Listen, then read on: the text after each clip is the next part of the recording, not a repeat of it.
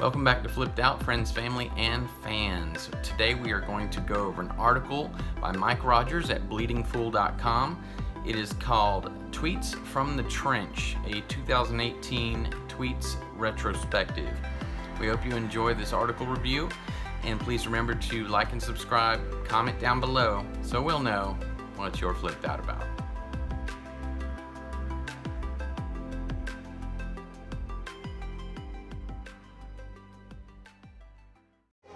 Captain, look!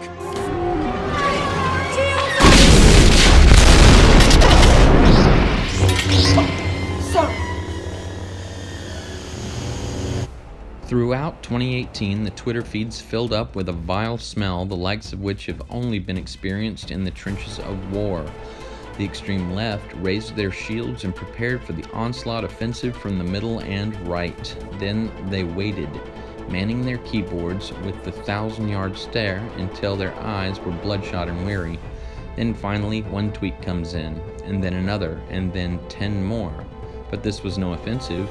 There were no bombs and no Nazis. We were the good guys.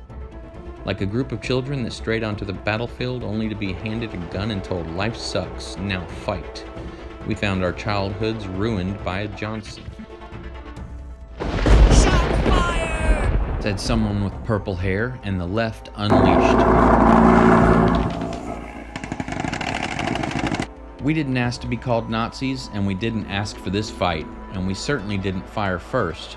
We simply asked, "What the fuck is this?" and then protested peacefully that The Last Jedi broke Star Wars. And then there was Comicsgate. Tweets from the Trench, a 2018 tweets retrospective. Here's a look at the tweets collected throughout the year by Mike Rogers at bleedingfool.com. You can reach him at 60 RECCE on Twitter. The full article link is in the description. Please check it out. Here's an excerpt from Mike's article and many of his collected tweets. For clearly it was obvious for all to see that the vile agents of patriarchy, racism, and trans hatred were scheming and conspiring to destroy goodness and virtue once more. Mike Rogers goes on to speak of the terribly flawed logic mixed with ego-type fuckery within the tweets from the trench. As I view upon these, I remember that it wasn't that long ago, yet looking back, I can't believe these are the beliefs of modern progressionists. Some were rude and dispassionate. They actually wish pain on others, even death. Others basically told us in plain English to fuck off, but give them our money first.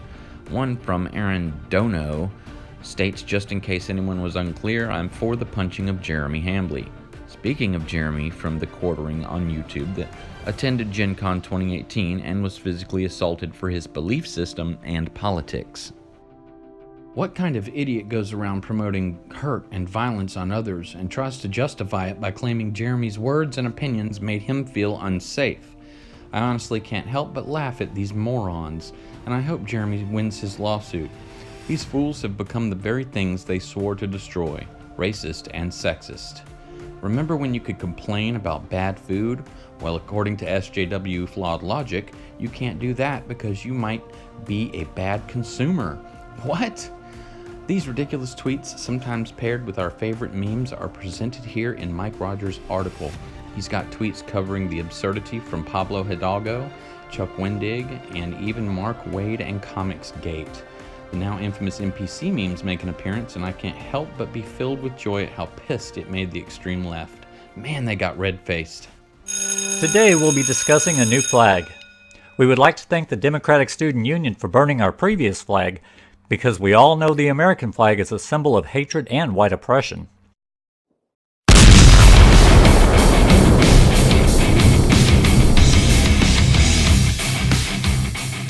Thanks to Ethan Van Sciver and Mike Rogers and keyboard warriors around the globe, we've managed to stave off, hold back, and ultimately plow through the ambush that thrust us into these stank tweet trenches of war. Now we all feel a little dirty and we can't wash it off yet, but we can definitely laugh at these witless dolts, as they've managed to entertain us more than anything else. They're like court jesters that are genuinely pissed, and we will continue to laugh as they trip all over themselves trying to make a point that never seems to land on target. Stay on target. Mike Rogers' article is linked in the description. Please go read Tweets from the Trench, a 2018 tweets retrospective at bleedingfool.com.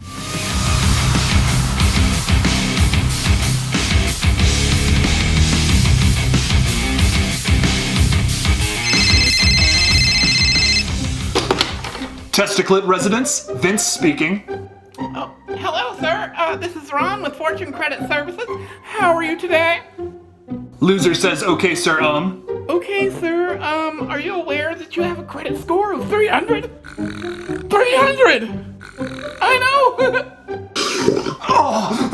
300. That sounds like the amount of weight I just did at the gym. This is protein powder, by the way. Well, I don't know anything about that, sir. I'm a credit analyst. Well, I'm trying to... You sandwich whore!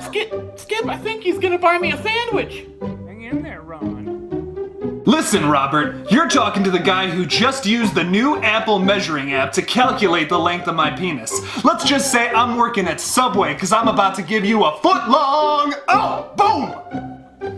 Well, you know, sir, I could give you a $3,000 credit limit, and by my calculations, you could probably buy a whole bunch of sandwiches like that.